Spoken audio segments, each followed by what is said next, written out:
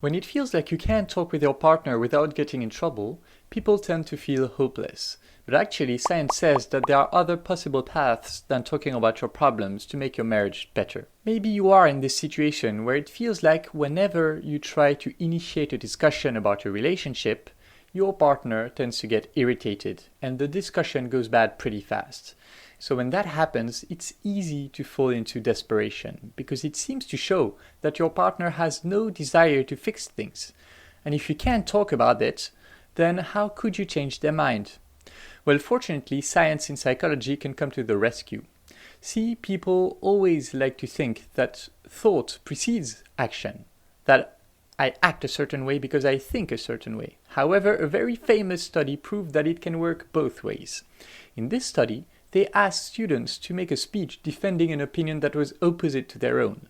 To some, they asked them to improvise the speech, and to others, they asked them to simply read a text opposite to their views in front of an audience. What was already surprising was that the subjects who improvised their speech changed their opinion to lean more towards the arguments that they came up with. So by acting a certain way, they started to think a certain way, even though it was opposite to their original opinion. But here one might argue that they actually reached for new arguments and changed their minds, so it wasn't just action, it was also more thoughts. However, what was crazy is that the subjects who read a text written by someone else, so giving it no thought, just reading, just acting in that direction, even them changed their opinion to lean more towards the action that they took, which was to defend those arguments publicly. So in other words, if you can't discuss with your partner about how to reconnect, what you can do instead is to generate a context in which they will engage in activities that enhance reconnection. But before I give you ideas about what you can do, let's make a little detour to talk about why connection tends to fade away. When you start a relationship, there is a lot of excitement, a bit of fear, a lot of desire and all of that. And in addition to that, you learn a lot, both in terms of information about the other person, but also about yourself in relation to someone else, and about the world as you engage in all of your dates. However, after a while, your brain gets used to all of this, which is what scientists call habituation, but what we can simply call getting bored. In addition to that, if you have kids, sometimes all the attention gets put onto the kids, and all the excitement of the couple gets cut off even before having the opportunity to get bored. And so eventually, love fades away.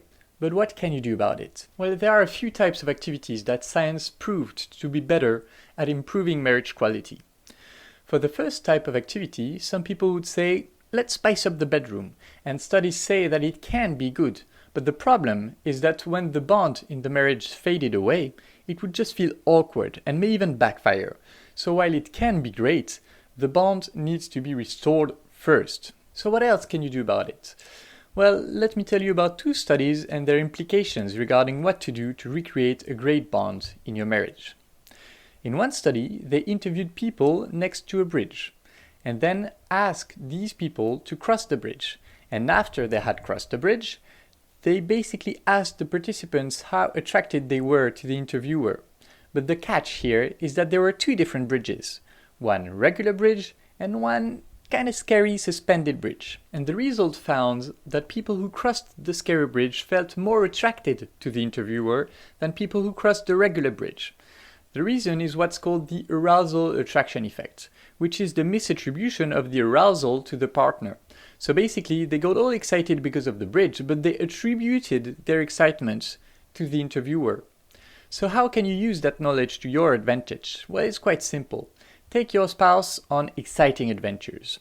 Now, what does exciting mean? Well, it depends on each person, obviously. So what you can do is make a list of 10 activities that would be exciting to you, and if your marriage is in a position where your spouse would be willing to try, ask them to make a list too, and then pick the activities that show up in both lists and start sprinkling them all over your schedule. That, if done right, has been proven to increase marital satisfaction and excitement. Now there is a third type of activity that you could engage in, and it comes from the theory of the self-expansion model. Basically what that theory implies is that people are always looking to grow, to discover, and it is also true inside a relationship. However, the growing and the discovering doesn't need to be in one another. it can also be alongside each other. So while obviously some of these activities are exciting too, in these types of activities you would focus more on growth. So that could be workshops like dancing or pottery, or physical challenges like hikes, or exploring new places, and even playing games together. When you do that, the positivity from the feeling of self-expansion will also, just like in the bridge study, be associated with the people who were around. So in this case, the positivity will be associated with you, impacting marriage satisfaction positively.